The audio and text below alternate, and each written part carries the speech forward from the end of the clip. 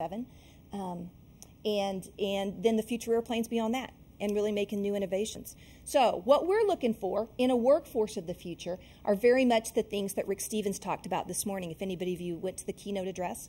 We're looking for people who are really creative and can really innovate, who really know how to continue to learn, not only know what they learned in school, but that's only going to last you for a little while and it's going to become outdated. We're looking for people who know how to learn, want to continue to learn, want to make change, really want to drive the whole company further ahead. So I think Rick called it creativity, capacity, and capability as I listened to his keynote address.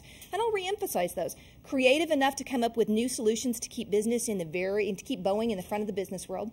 The capacity to do more than what people can do today to improve the competitiveness, and the capability to learn and drive new things. So that's where we are. That's how I got where we are, and that's what I think we're looking for as we move to the future.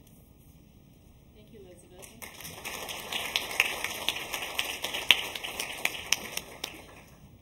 Christine?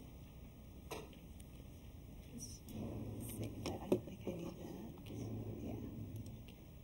Okay.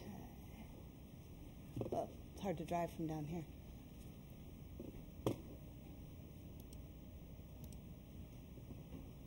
Okay. So, my name is Kristen Rhodes. I'm the Director of Education Accounts for Higher Education in the West and Central regions for Microsoft. And I've been in the education space for 5 years at Microsoft.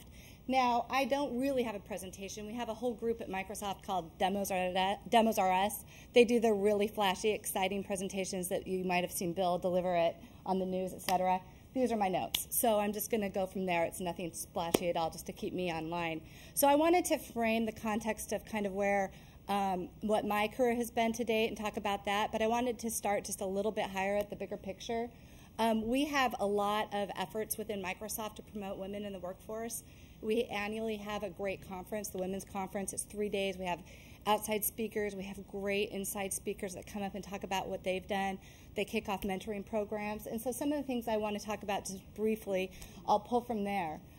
So, here's some great numbers. We have 50% of women are represented in the workforce today, and 50% of all managers and high-level professionals are women. So those are fantastic numbers. But if you drill up a little bit higher, we're still, when you go up to the top, the Fortune 500, there's 6 women in CEO positions, and about 12% on the board of directors are made up of women, and only about 16% of the highest level title positions are up there as women. So we're making a lot of progress, and I think that we see that happening a lot, just like what Elizabeth talked about in Boeing and Microsoft, and that's some of the things that I've learned and that have served me well and have served a lot of other women well. I wanted to put my kind of work experience and history and context to that. So some of the key findings, there's a group called Catalyst which went out to study women in the workforce and what can we do to promote things, and what are the women that are able to kind of cross that hurdle and reach into the upper ranks of the companies.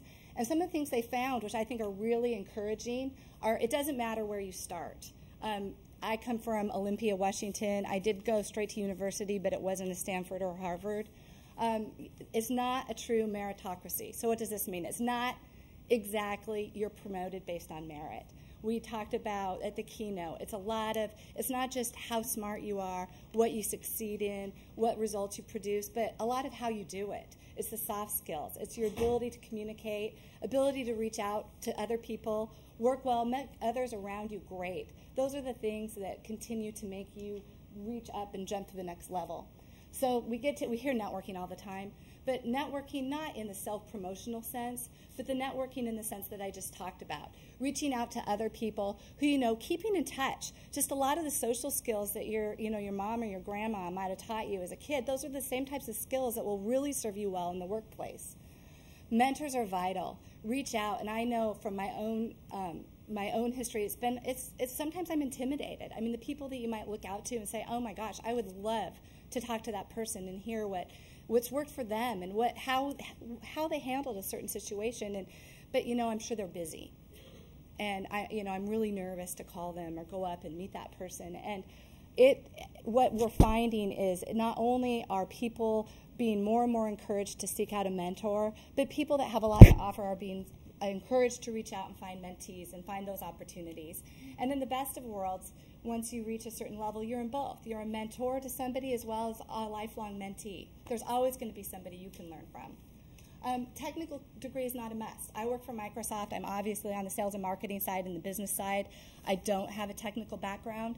But even as Elizabeth said, how she went into the business side now as director of operations, there's a lot of ability to transition.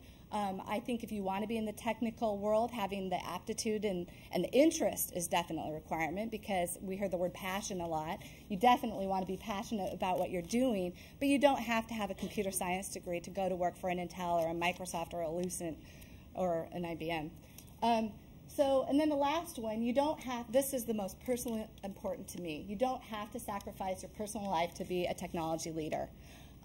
Like Elizabeth, I have a family, I have 3 kids, I have a husband, and I have, a demanding home life. And I think that the way because of technology, the way things have evolved, we're almost on 24/7. I mean, we have smartphones that are sending us our calendar and our email real time, and we're working in a global economy, so a lot of times we have to be able to be available. But then again, what that means is that we have a flexibility to deal with our home life and our personal issues real time, just as we have to deal with our work life on our home life.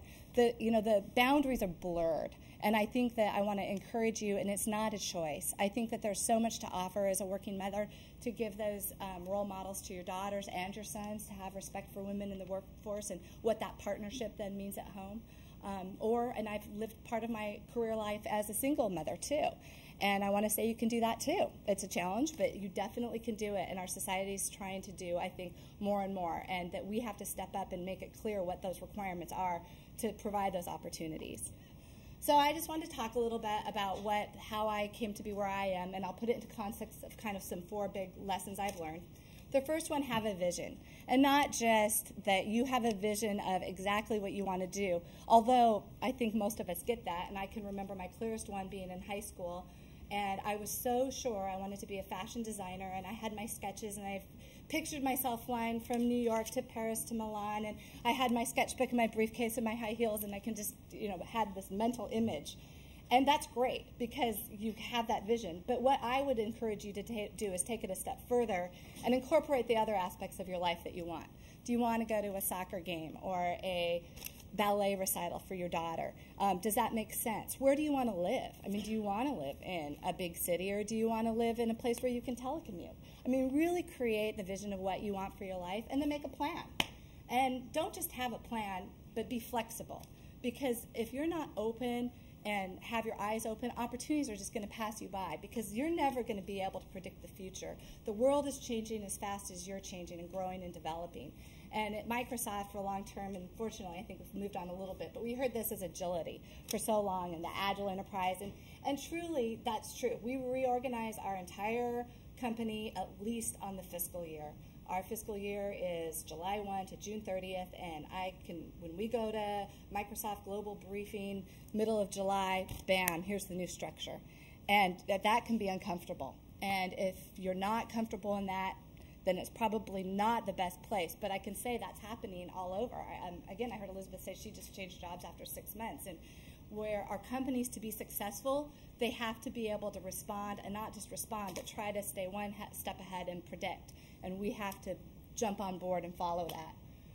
So again, I used my fashion to software. So how that came about is, so I came out of high school, and I was definitely wanted to go to college somewhere warm. I grew up in Olympia, so I had 2 schools. I was going to go to Arizona State or Pepperdine in California, because they had a program in Florence, and I knew I was going to go to that. And so fortunately, I was able to go to Pepperdine for a couple of years, and I loved it, but it was a long way away from Olympia, and it was expensive, and I was homesick, and it was scary in a lot of ways, because there are so many kids there that had so much money and so big of worlds, much bigger than mine, and I was a softball player. I played very competitively, and I would come home on summers, and I would still play on my women's team and tour nationally, and I was able to get a softball scholarship and go to University of Puget Sound down in Tacoma, and that happened when my mom said, I have no more money, I've sent your tape out, here's an interview, please go do your best. And fortunately, they said, here's your scholarship, and so I was able to complete my education in Tacoma. And I've been very fortunate to have people that support me, and my mom's been one of those